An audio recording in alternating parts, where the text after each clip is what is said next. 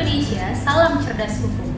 Bersama saya Dora Iren, malam ini kita akan membahas sebuah topik yang sangat menarik, yaitu terkait dengan PKPU versus pidana. Mari kita lihat hal apa saja yang melatar belakangi kita mengangkat tema yang menarik ini.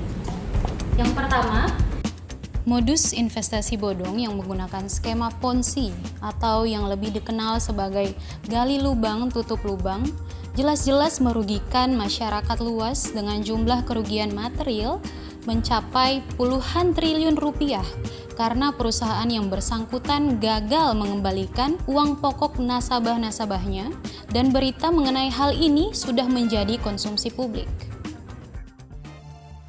Modus operandi yang sering digunakan oleh perusahaan-perusahaan investasi bodong diantaranya yang pertama, menawarkan sejumlah instrumen investasi seperti promissory note, medium term note atau MTN, maupun repurchase agreement atau repo dengan imbal hasil sangat tinggi dan uang awal dapat diambil kembali. Kemudian yang kedua, menerbitkan surat-surat berharga yang ditandatangani oleh direksi perusahaan terkait dalam jangka waktu tertentu dan dapat diperpanjang kembali sesuai dengan kesepakatan.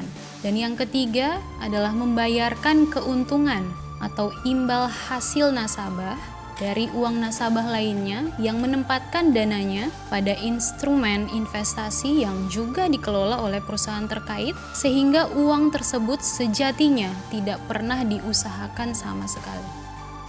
Selanjutnya terkait dengan penundaan kewajiban pembayaran utang atau PKPU sebagai opsi terbaik. Hal ini merupakan praktek yang terjadi saat ini. Perusahaan-perusahaan yang mengaku gagal bayar mengajukan PKPU dan menghimbau para nasabahnya untuk mengikuti proses tersebut sebagai upaya perdamaian untuk mengembalikan dana yang telah disetorkan oleh para nasabah. Apabila tidak mengikuti proses PKPU yang ditawarkan, maka instrumen investasi yang berada di tangan para nasabah tidak akan diakui oleh perusahaan penerbit. Selanjutnya, rangkaian janji-janji manis untuk merayu para nasabah mengambil opsi PKPU agar uangnya kembali, termasuk dengan dibayarkannya jasa konsultan hukum untuk mengikuti proses PKPU. Mari kita lihat itikat baik dalam proses PKPU yang ditawarkan oleh perusahaan-perusahaan. Katanya, upaya terbaik yang menguntungkan kedua belah pihak. Katanya, wujud konkret itikat baik perusahaan. Katanya, perusahaan masih memiliki aset yang cukup untuk membayarkan kerugian. Katanya, perusahaan akan membayarkan dalam jangka waktu tertentu. Nyatanya, proses mengulur-ngulur waktu yang hanya menguntungkan pihak perusahaan. Nyatanya, upaya untuk menghilangkan barang bukti dikarenakan dalam proses PKPU, bukti investasi para nasabah diambil dari para nasabah, sehingga tidak dapat mengambil upaya hukum lainnya termasuk pidana. Nyatanya, aset yang didaftarkan dalam proses PKPU sebagai jaminan pembayaran tidak memiliki asal-muasal yang jelas, serta nilainya yang seringkali tidak seberapa dan terbatas hanya pada aset milik perseroan, sementara aset pribadi pengurus perusahaan tidak tersentuh. Nyatanya, proses pembayarannya tidak sepenuhnya lancar, sehingga dapat digiring menjadi sebuah peristiwa perdata yang tidak dapat diadukan sebagai tindak pidana. Mari kita lihat ilustrasi terkait dengan distribusi opsi penyelesaian sengketa berdasarkan dana yang disetorkan. Katakanlah sebuah perusahaan investasi bodong mengumpulkan dana sebesar 10 triliun. Sebanyak 75% nasabah digiring untuk ikut PKPU. Kemudian 15% nasabah memilih untuk pasrah dan 10% nasabah memilih untuk mengambil jalur pidana. Mari kita lihat lebih jauh terkait hukum pidana sebagai upaya mengungkapkan fakta yang sebenarnya. Mengapa jalur pidana dapat dimanfaatkan untuk mengembalikan dana-dana nasabah? Yang pertama, sebagai upaya paksa yang dibenarkan secara hukum yang dapat diambil nasabah untuk menangkap dan menahan pihak terkait melalui aparat kepolisian. Kemudian melakukan penyitaan terhadap aset-aset yang diduga merupakan hasil kejahatan oleh pihak berwenang, baik atas nama PT ataupun perorangan. Dan selanjutnya melacak aset-aset yang dipindahkan secara melawan hukum, baik dalam negeri maupun luar negeri, melalui Pusat Pelaporan Analisis Transaksi Keuangan atau PPATK. Bagaimana jalur pidana mengembalikan dana para nasabah? Selama upaya damai belum ditempuh, laporan polisi akan terus diproses, sehingga para terlapor dapat diseret ke pengadilan dan lazimnya para pihak terlibat enggan perkara ini naik ke persidangan. Sehingga dalam perjalanannya, langkah damai atau restoratif justice diupayakan dengan mengembalikan dana para nasabah. Apabila naik ke pengadilan, menjadi tugas advokat untuk membuktikan uang-uang tersebut merupakan hasil kejahatan dan wajib dikembalikan kepada pihak-pihak yang berhak.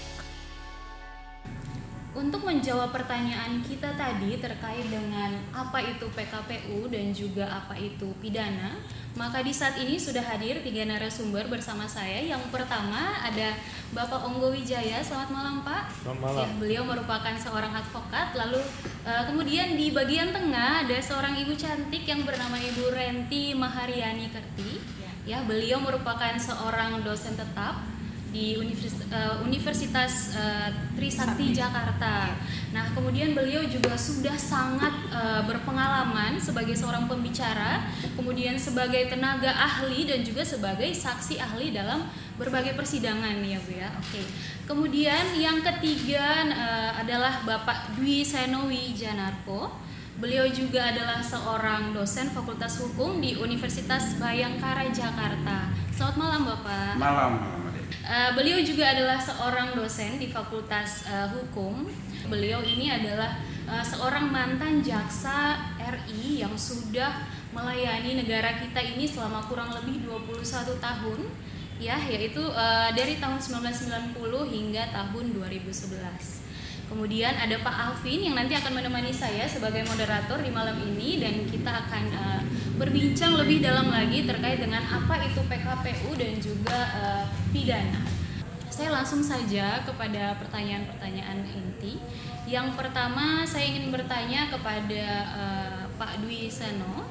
Siap. Apa sih sebenarnya faktor utama dari tindak pidana?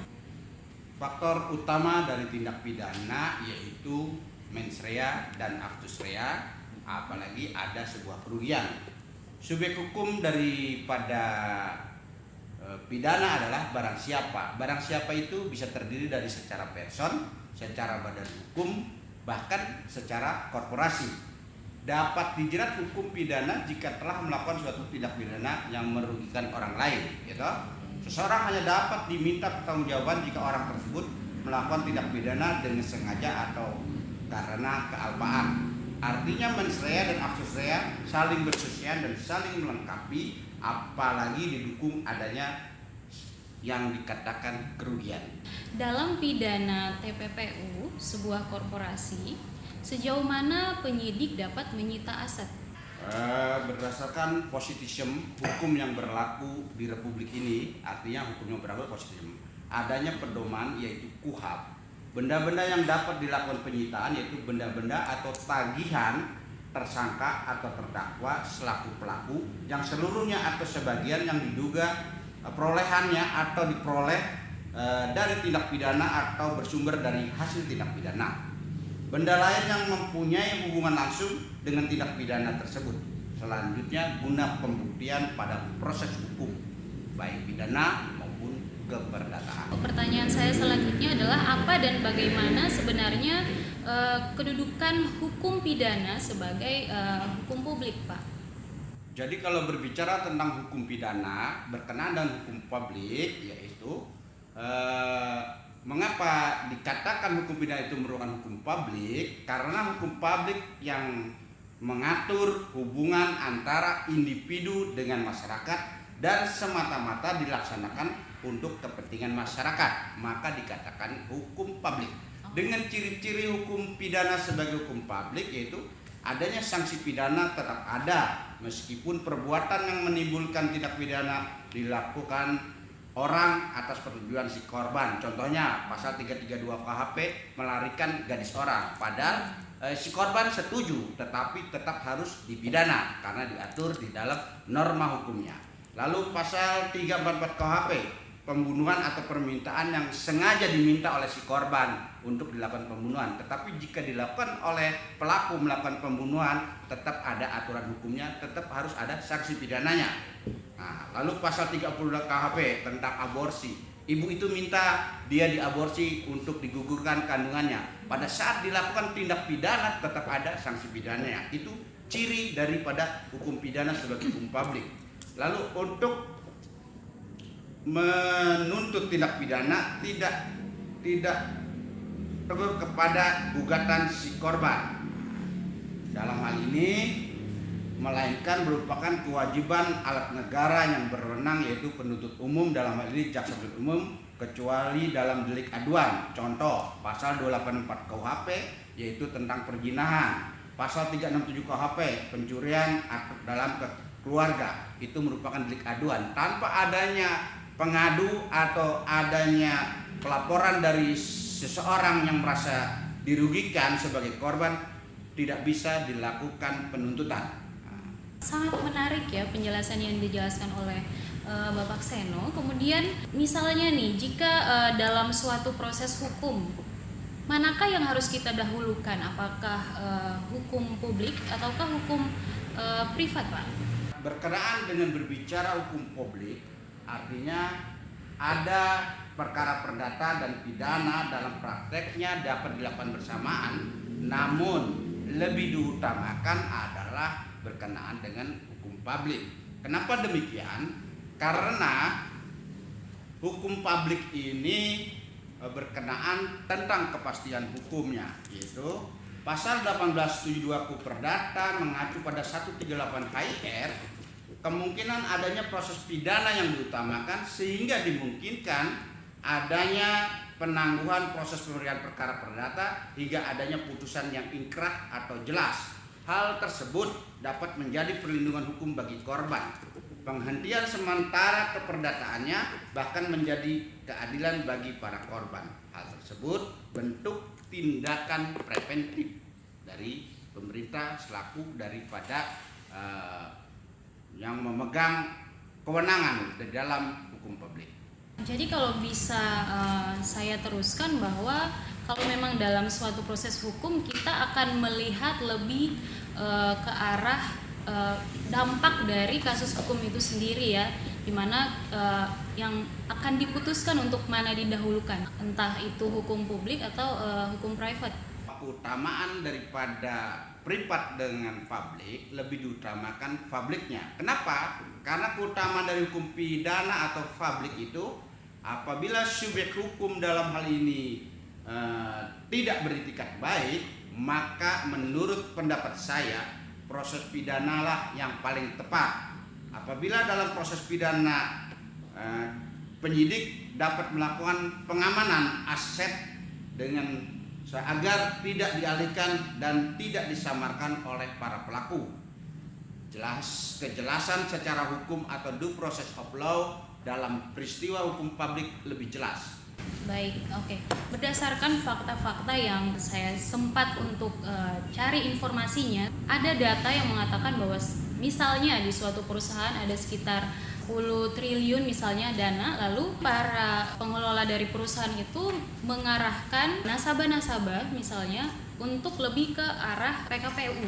Nah, di sini saya ingin bertanya, sebenarnya apa sih kelemahan dari PKPU dibanding dengan langkah pidana? Jadi tadi saya sudah bicarakan keutamaan daripada hukum publik atau pidana.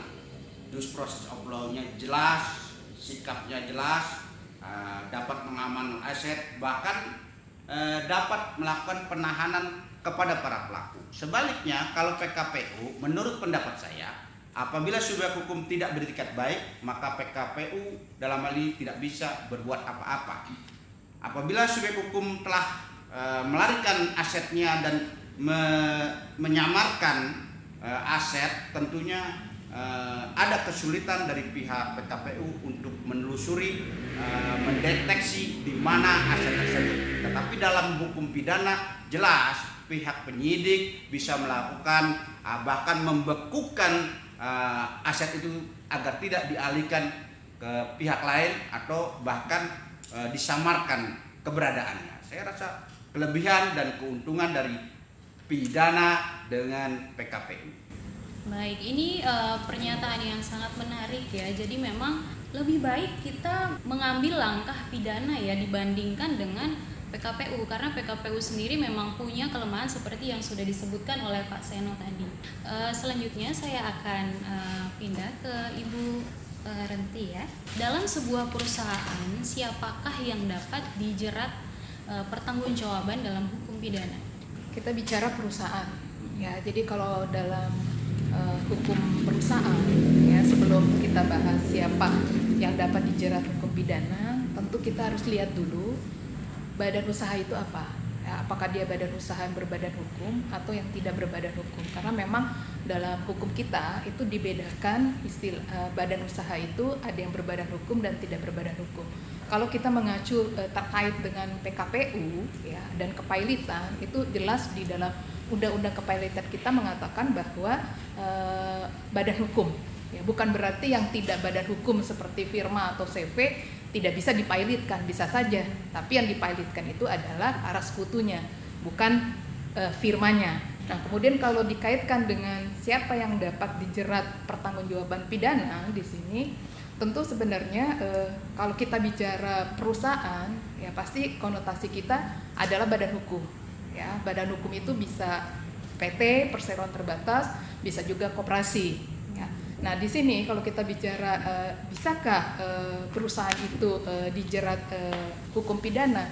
Bisa saja.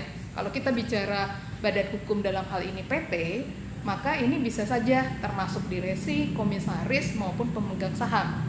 Karena kalau kita bicara hukum perusahaan, itu kita punya doktrin yang kita kenal dengan, ada beberapa doktrin ya, tapi yang paling utama yaitu adalah Persing the corporate field.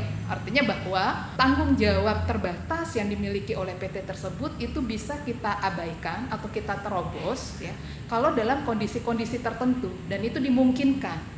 Undang-undang PT kita itu mengatur demikian. Artinya bahwa apakah direksi bisa diminta pertanggungjawaban pidana? Bisa. Apakah pemegang saham bisa diminta pertanggungjawaban pidana? Bisa. Ya, pasal 3 Undang-Undang PT. Kalau direksi ada 2 pasal yang bisa kita pergunakan ya, pasal 97 jungto pasal 104 ya. Kemudian apakah komisaris bisa kita minta pertanggungjawaban? Bisa. Nah, itu juga ada di pasal 114. Nah, ini sangat menarik ya. Ibu.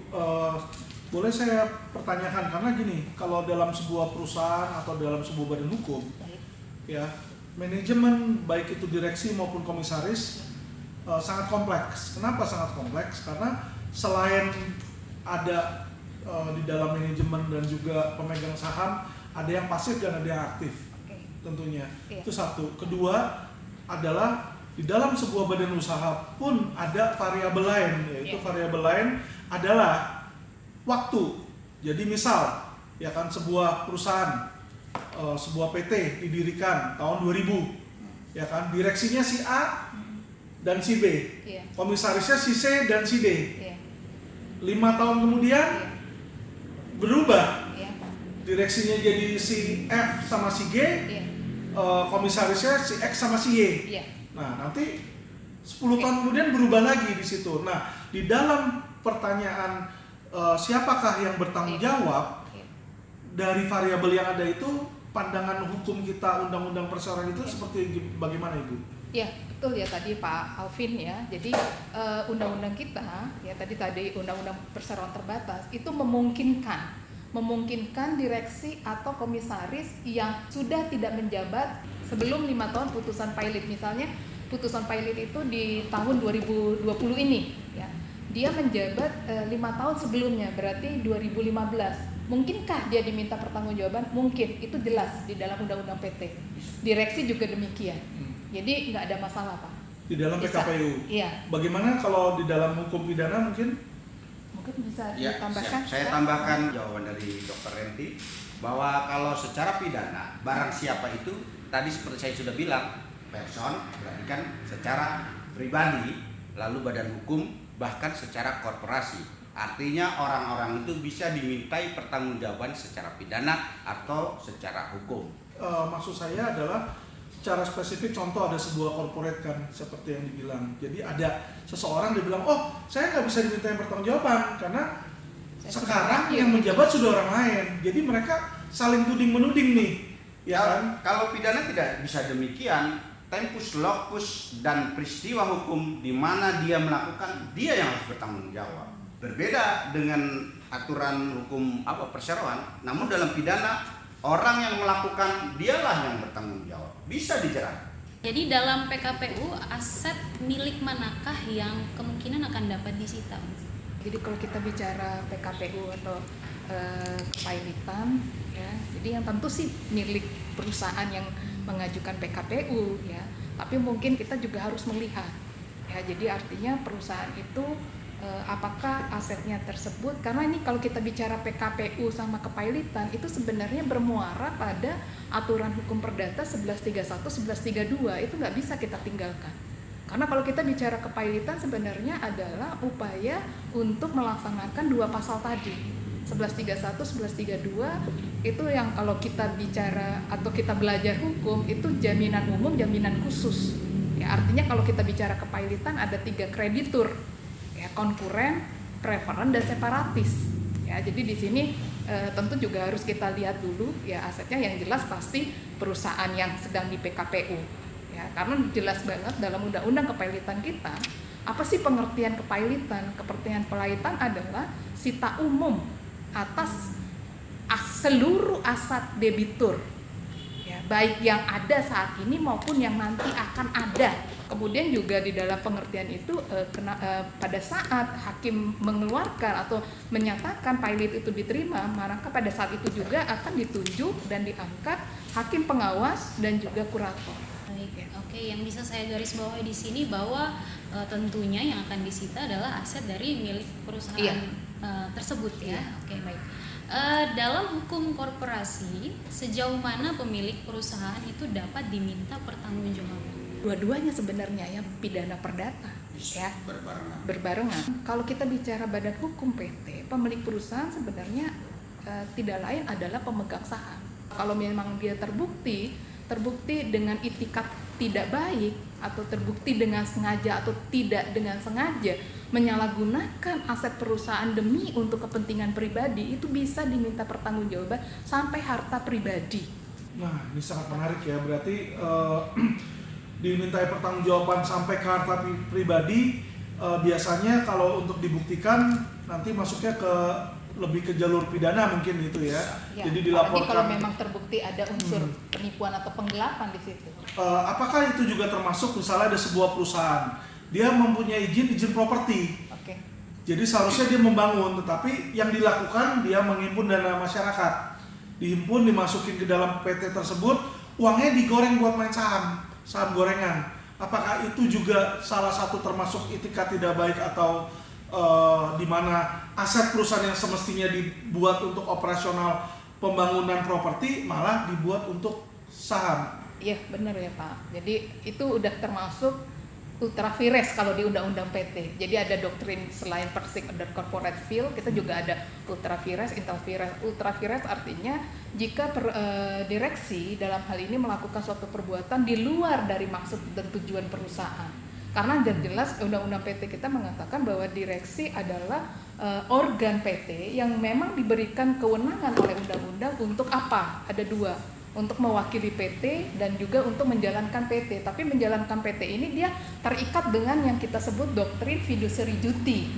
Ya artinya dia punya itikat baik dan penuh tanggung jawab untuk melaksanakan atau menjalankan perusahaan sesuai dengan maksud dan kepentingan perusahaan. Ya, jadi kalau misalnya yang tadi Pak Alvin mengatakan izinnya izin properti tapi dia menjalankan di luar izin tersebut, ini kan udah berarti melanggar doktrin, berarti masuk ultra vires. Kalau masuk ultra vires ada kerugian berarti bisa diminta pertanggungjawaban sampai pribadi.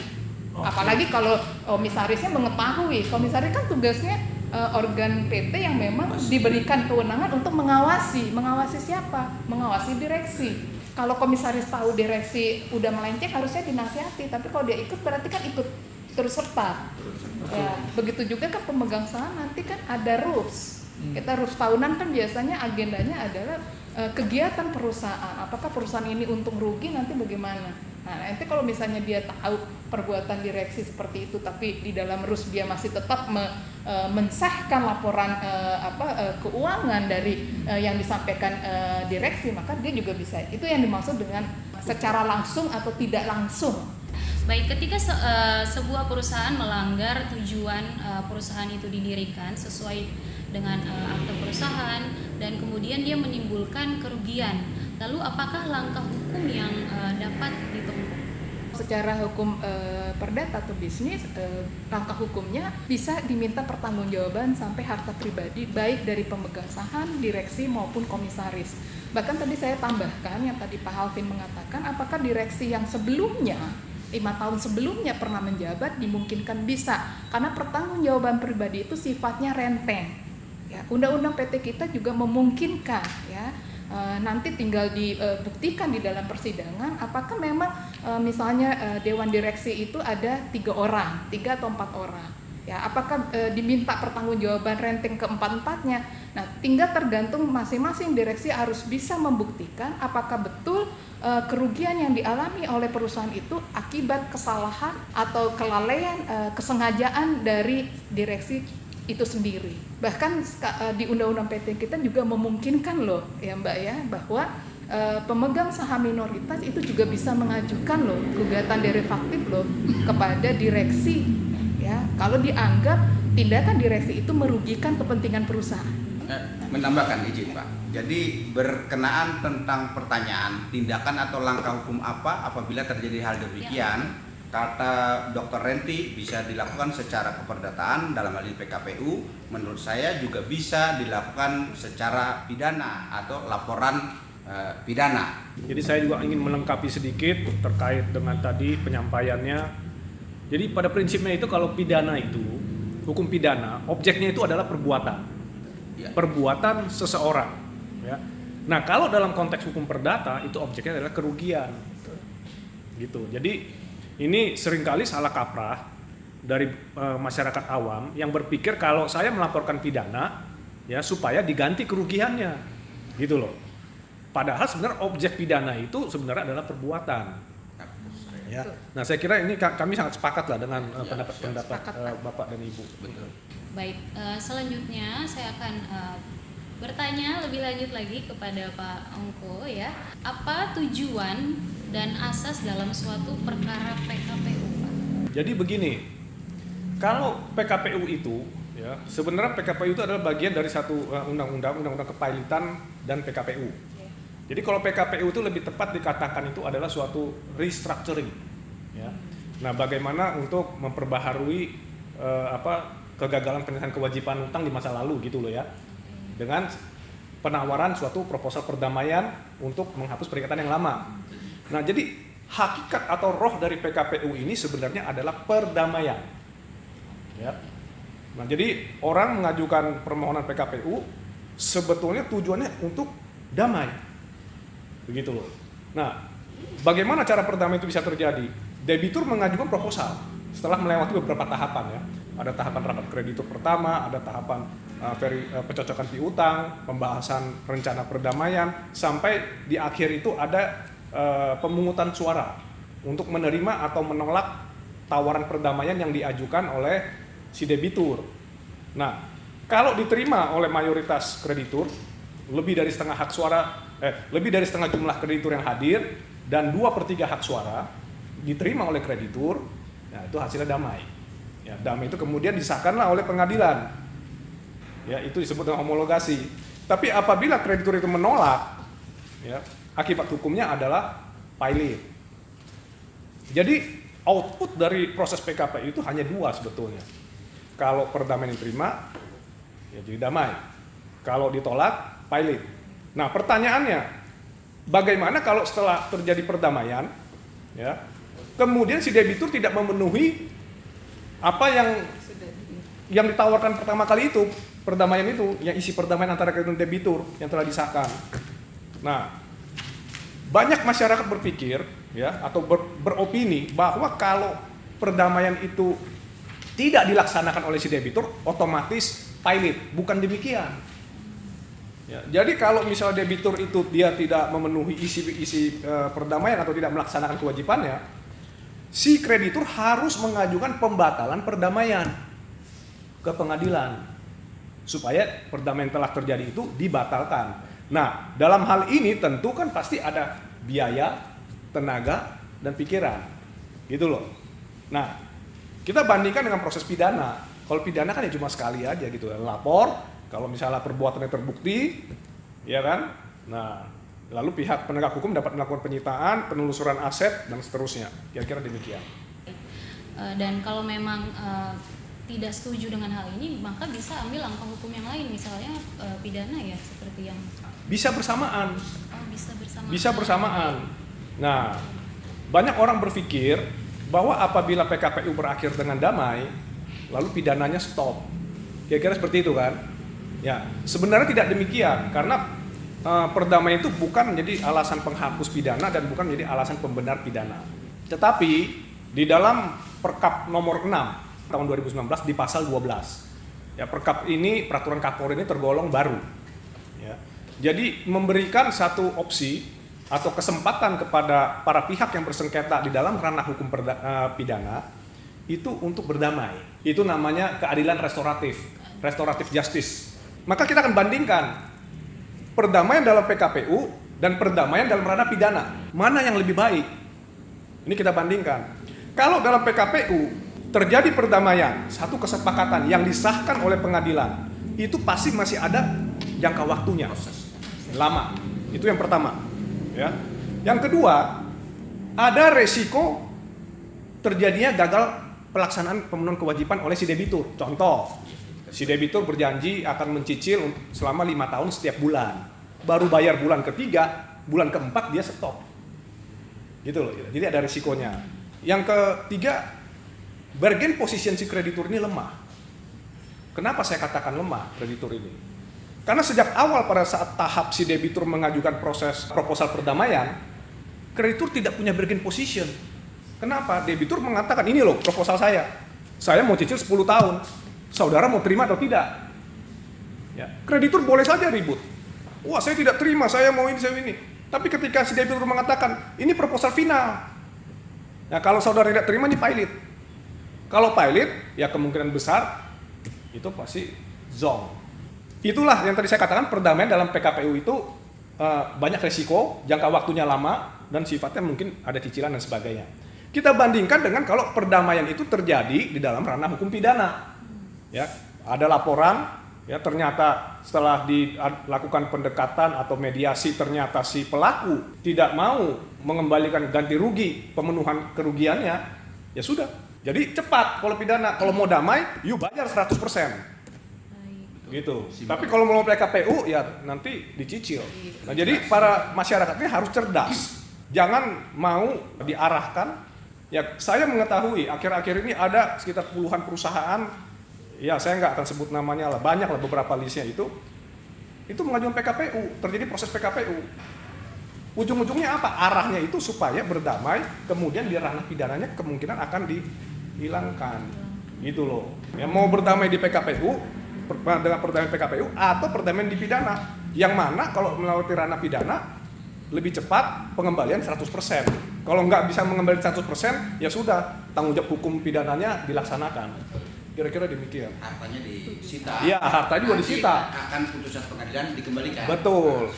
Jadi ini memang sebuah masukan yang sangat baik buat masyarakat awam bahwa mengarahkan kita untuk coba untuk berpikir sebenarnya langkah mana sih yang lebih baik untuk kita ambil, apakah pidana ataukah PKPU. Bagaimana sebenarnya landasan suatu penyelesaian kewajiban dapat diselesaikan dalam PKPU, Pak? Dalam suatu proses PKPU, ya, landasan utamanya itu adalah goodwill atau itikat baik dari si debitur. Ketika terjadi proses PKPU, pasti ada permasalahan di situ. Permasalahan tentang hak dan kewajiban si debitur. terhadap si krediturnya. Nah, ketika proposal perdamaian itu ditawarkan oleh si debitur, maka debitur harus tunjukkan itikat baiknya. Seringkali yang terjadi apa? Debitur tidak dapat menunjukkan itikat baik. Dia hanya bercerita, saya akan cicil sekian tahun. Tapi dia tidak bisa menjelaskan sumber dananya dari mana. Dia tidak bisa menjelaskan, loh kenapa sampai bisa terjadi proses ini. Ya, nah goodwill itu bagaimana? Ya kita dari kreditur pada saat pembahasan rencana perdamaian itu bisa meminta kepada si debitur, tolong dong, kalau kau benar mau cicil, ya kau kan janji misalnya mau cicil 60 kali misalnya, 60 bulan, 5 tahun. Ya tolong dong, dibukain gironya saja, bilet giro. Jadi kami nggak usah nagih-nagih lagi gitu loh. Ya kan, jangan dijanjikan hanya mau ditransfer. Nanti baru bayar 2 bulan, bulan ketiga nggak dibayar, kita mau nagih ke siapa? Sedangkan bukti-bukti yang mungkin yang ada di kreditur mungkin sudah diminta. Itu diserahkan kepada si debitur. Yang akibat hukumnya apa? Tidak bisa melaporkan lagi pidana karena buktinya sudah tidak ada lagi. Bisa tidak Pak, kalau saya bilang debitur yang mengajukan PKPU ini istilahnya adalah dalam tanda kutip sebagai kegiatan untuk sembunyi tangan misalnya? Gini, kita tidak bisa menyimpulkan debitur untuk sembunyi tangan dan sebagainya. Karena subjek hukum dalam pengajuan permohonan PKPU itu kan bisa debitur, bisa kreditur. Tetapi di awal tahun 2020 ini ada keputusan Mahkamah Agung, ya. Ini terkait dengan pandemi Covid ini, ditengarai pasti akan banyak perusahaan-perusahaan yang mengajukan proses PKPU. Nah, guna menghindari adanya kesengajaan debitur untuk di PKPU-kan, maka Ketua Mahkamah Agung membuat satu keputusan bahwa saat ini yang dapat mengajukan permohonan PKPU itu adalah kreditur konkuren. Jadi nggak boleh si debiturnya. Hal ini mencegah apa? Mencegah si debitur untuk mengajukan, saya mengajukan permohonan PKPU terhadap sendiri gitu loh. Kemudian saya juga berpikir nih Pak, kalau misalnya katakanlah 100% dari 100% kreditur 50% atau bahkan 60% mengajukan untuk PKPU, lalu sisanya nih misalnya protes ingin untuk secepatnya mendapatkan uang mereka kembali, apakah bisa untuk sisanya ini 40% ini katakanlah untuk mengambil langkah pidana sendiri? Terkait dengan cara apa yang ditempuh itu merupakan hak masing-masing individu dari si pihak yang bersengketa. Kita tidak bisa mengatakan bahwa 40% 60% itu bagaimana, itu hak mereka dan diberikan hak oleh negara melalui undang-undang. Apa dan bagaimana akibat hukum dalam penyelesaian melalui PKPU, Pak? Akibat hukum dari PKPU ini sebenarnya kita lebih bisa sederhanakan bahwa apa sih output dari proses PKPU? Outputnya itu hanya 2, yaitu yang tadi saya katakan, kalau proposal perdamaian itu diterima oleh si kreditur, maka berdamailah dia, perdamaian. Ya, tapi kalau proposal ditolak menjadi pilot. Nah, katakanlah telah terjadi perdamaian, dihomologasi. Lalu kemudian kewajiban tidak dipenuhi oleh si debitur. Ujung-ujungnya pilot juga. Akibatnya apa? Jangka waktunya lebih lama lagi. Ya, dia janji 5 tahun, ya, untuk menyelesaikan kewajibannya. Baru 3 bulan tidak dipenuhi lagi kewajibannya. Nah, mau nggak mau kreditur mengajukan lagi pembatalan, proses lagi, ya, baru ada putusan pilotnya. Nah, saya ingin sampaikan satu hal yang menarik. Saya melakukan penelitian bahwa banyak sekali, ya, perusahaan-perusahaan ini menggunakan proses PKPU ini sebagai penyelesaian kewajiban hutangnya. Tapi saya lebih senang bahwa definisi yang tepat ini sebenarnya bukan perdamaian. Definisi yang tepat itu sebenarnya adalah novasi, pembaharuan hutang. Kenapa demikian? Ketika antara A dan B, ya, membuat satu perjanjian, ada hak kewajiban di situ. Kemudian terjadi one prestasi atau gagal pemenuhan hak dan kewajiban. Masuklah proses PKPU. Nah, terjadilah perdamaian. Tapi perdamaian itu kan belum sempurna. Contoh, ya, si A menempatkan dananya di perusahaan Abu Nawas 1 miliar, ya, gagal bayar karena dijanjikan 1 bulan bisa cair. Ternyata nggak cair, PKPU. Dalam PKPU, si A dan PT Abu Nawas ini berdamai, ya kan? PT Abu Nawas berjanji akan mengembalikan 1 miliar dalam 5 tahun. Nah, pertanyaannya adalah, ini sebenarnya bukan perdamaian. Ini adalah pembaharuan utang. Perjanjian yang lama hapus dengan perjanjian yang baru. Tapi apakah kerugian 1 miliar itu sudah dikembali?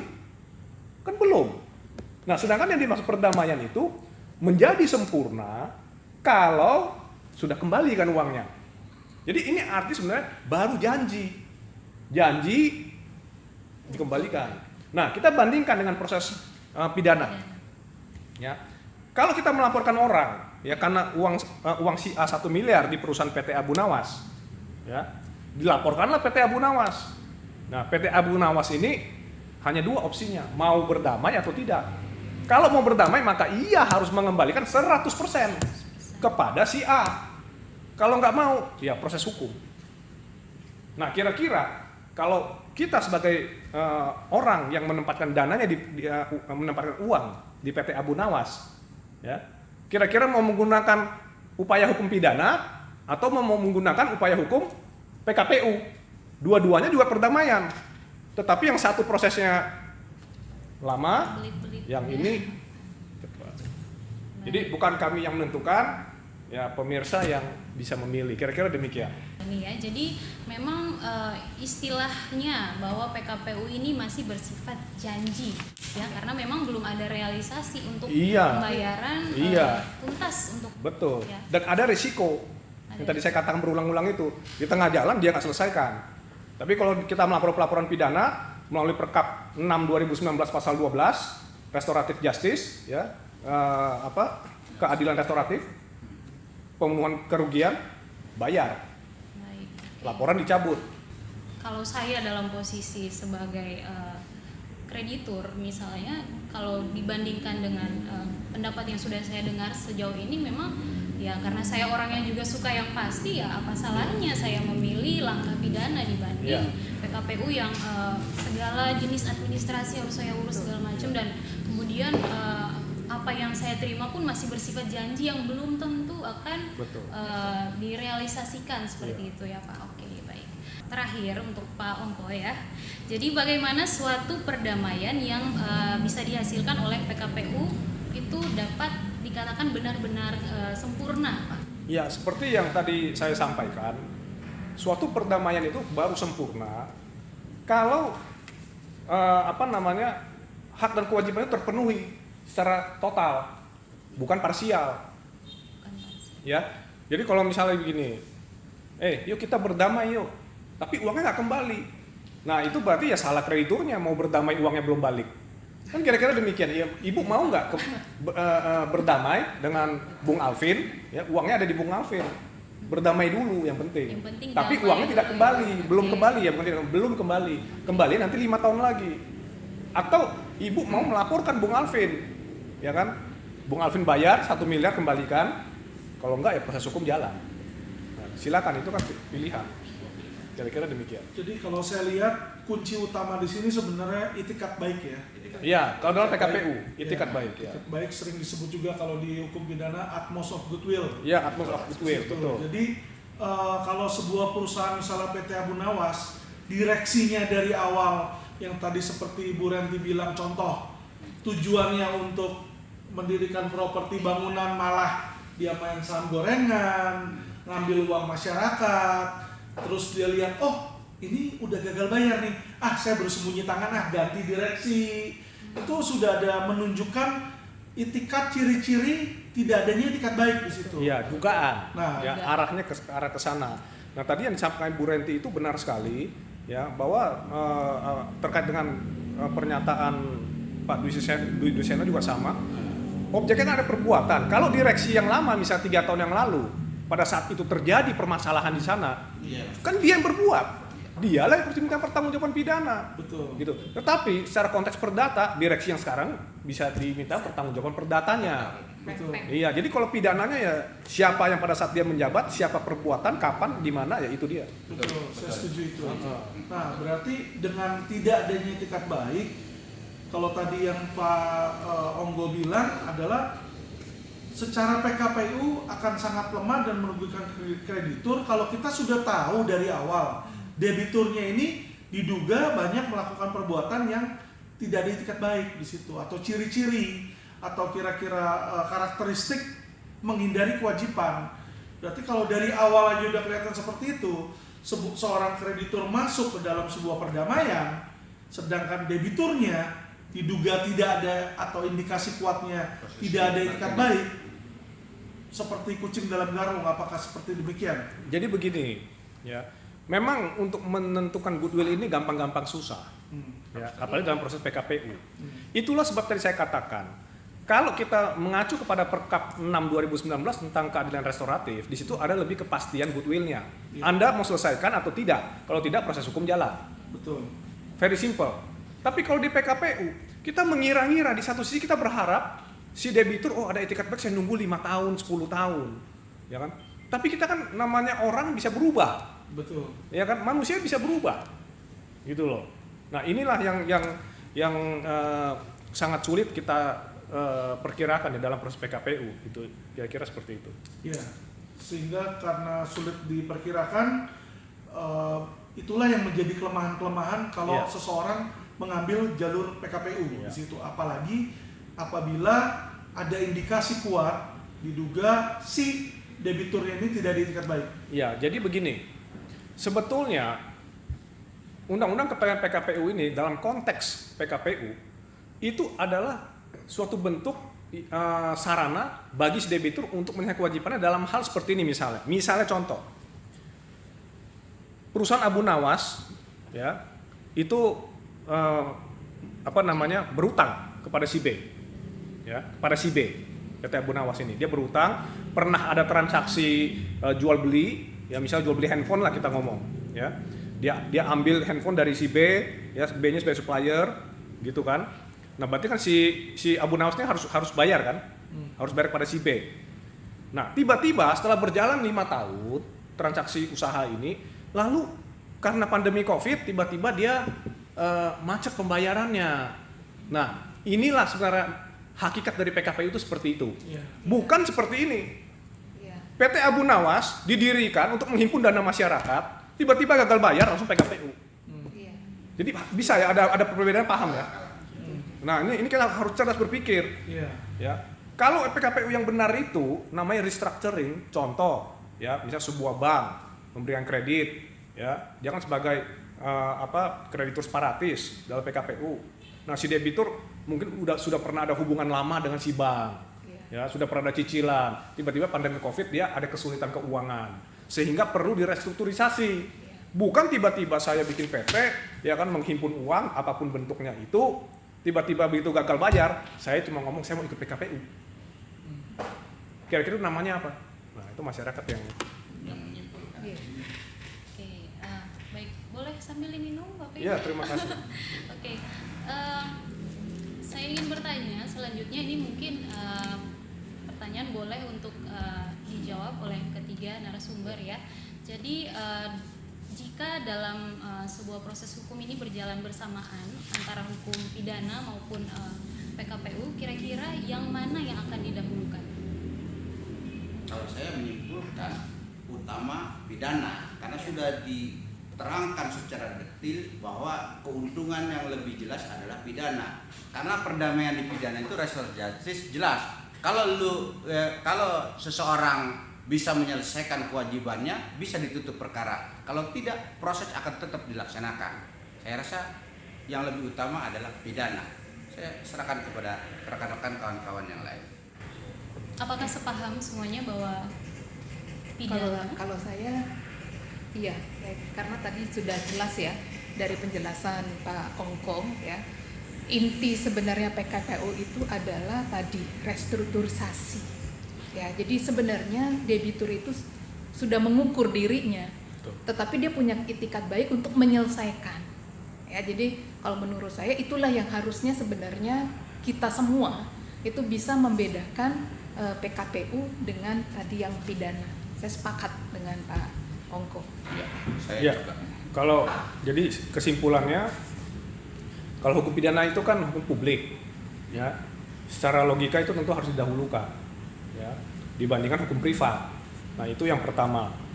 Ya, nah yang kedua tadi sama seperti Ibu Reti katakan bahwa memang restrukturisasi itu sebenarnya satu sarana bagi para pihak ya terkait hak dan kewajiban. Bukan yang tadi seperti ujuk-ujuk tiba-tiba yang tadi saya katakan seperti itu, himpun dana lalu terjadi gagal bayar di PKPU, itu aja. Sebenarnya bagaimana sih perkembangan hukum saat ini ya, di mana PKPU sudah dijadikan juga sebagai modus istilahnya ya bagi pelaku kejahatan untuk menghindari jerat pidana. Kita tidak bisa menyimpulkan apakah itu sebagai modus atau tidak. Ya, tidak bisa kita simpulkan demikian. Ya, tetapi melihat fenomena yang terjadi akhir-akhir ini, ya arah-arahnya ke sana, gitu loh arah-arahnya. Tapi kita nggak bisa bilang itu modus. Ya, pengalaman saya seperti ini. Ada satu perkara tahun lalu proses PKPU. Dalam PKPU itu dilarang melakukan pembayaran kepada satu kreditur. Ya, nah debitur ini akhirnya pilot. Setelah pilot kita tahu kreditur bahwa ternyata ada pembayaran ke satu kreditur. Artinya apa? Kurator mempunyai wewenang untuk membatalkan perbuatan hukum itu, aksio pauliana namanya. Iya. Ya. Nah, tapi kurator tidak mau untuk melaksanakan kewenangan itu, mengajukan gugatan aksio pauliana itu. Akibatnya apa? Ada kreditur lain mengajukan gugatan ke pengadilan, dia menggugatlah si kuratornya, si debiturnya. Ya. Dan si kreditur yang menerima pembayaran itu. Nah, putusannya apa? Ini baru diputus 2 minggu yang lalu. Putusannya adalah bahwa gugatan tidak dapat diterima. Karena menurut pasal 47 Undang-Undang Kepailitan, yang berwenang mengajukan gugatan aksio pauliana adalah kurator. Nah, sekarang pertanyaannya, kalau kuratornya tidak mau menjalankan kewenangannya itu, bagaimana? Lebih lama lagi. Nah, saya kembali ke masalah PT Abu Nawas. Kalau misalnya berakhir pilot, ya, tadi dikatakan kurator punya kewenangan menurut undang-undang mengejar harta pribadi. Tapi kalau dia nggak mau lakukan, bisa apa si kreditur ini? Sudah jatuh tertimpa tangga. Ya. Nah, beda dengan tadi jalan pidana yang saya bilang. Lapor, proses hukum berjalan, berdamai atau tidak? Ya kan? Berdamai kembali kan 100%. Tidak, proses hukum jalan. Apa sebenarnya keuntungan dan kerugian menempuh proses hukum pidana dibandingkan dengan PKPU misalnya ya dalam kasus yang spesifik untuk investasi bodong?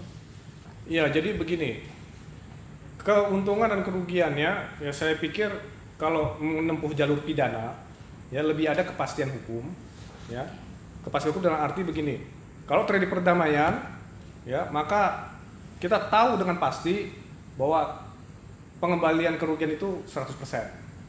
Kalau melalui jalur PKPU, ya seperti kita ketahui pasti ada klausul-klausula yang mengatur cicilan dan sebagainya sehingga jangka waktunya lama. Kalau dari sudut pandang pribadi saya, segera laporkan pidana. Jangan pernah ragu. Ya. Karena semakin Anda lama untuk membuat laporan, bisa terjadi perubahan-perubahan pelarian aset kah atau apakah dan sebagainya yang kita tidak tahu. Ya kan? Begitu gagal bayar, laporkan dulu. Segera. Saya sependapat dengan Pak Onggo selaku praktisi. Memang harus demikian. Pidana lah yang paling simpel, cepat. Kalau restoratif justice artinya kalau ada perdamaian, ya berdamai, segera kembalikan kewajiban. Kalau tidak, proses hukum dilaksanakan. Saya simpel. Saya sependapat dengan Pak Onggo selaku praktisi. Tanpa terasa, diskusi kita yang sangat menarik ini sudah di penghujung. Sebelum kita mengakhiri diskusi kita di saat ini, mungkin saya ingin mendengar closing statement dari setiap narasumber. Boleh kita mulai dari Pak Dwi? Tetap berprasangka baik dan semangat buat para kawan-kawan sekalian. Menurut saya hanya satu, bahwa jangan ragu untuk menempuh jalur pidana kalau memang itu yang terbaik. Ya, karena itu udah jelas tadi Pak Ongko sendiri menjelaskan bahwa itu prosesnya lebih cepat, lebih efisien, yang jelas kepastian hukum dan hak untuk kerugian yang dialami itu bisa langsung dibayar. Itu aja. Ya, kalau dari saya sebenarnya simpel saja. Ya kita sebagai bangsa Indonesia ini berupayalah supaya penegakan hukum di Indonesia ini jauh lebih baik dari yang sebelumnya. Kira-kira itu saja. Baik, jadi bisa saya simpulkan bahwa kita memang harus tetap untuk semangat ya dalam menegakkan hukum yang ada di negara kita ini, dan kemudian kalau kita sudah melihat mana yang terbaik ya untuk kita, ya jangan ragu juga untuk dilakukan ya, dimana tadi juga sudah sangat dipaparkan dengan jelas ya terkait dengan kelemahan ataupun kelebihan dari PKPU ataupun hukum pidana sendiri ya. Oke, baik, terima kasih banyak Baik, atas terima kasih, waktunya Mbak. sudah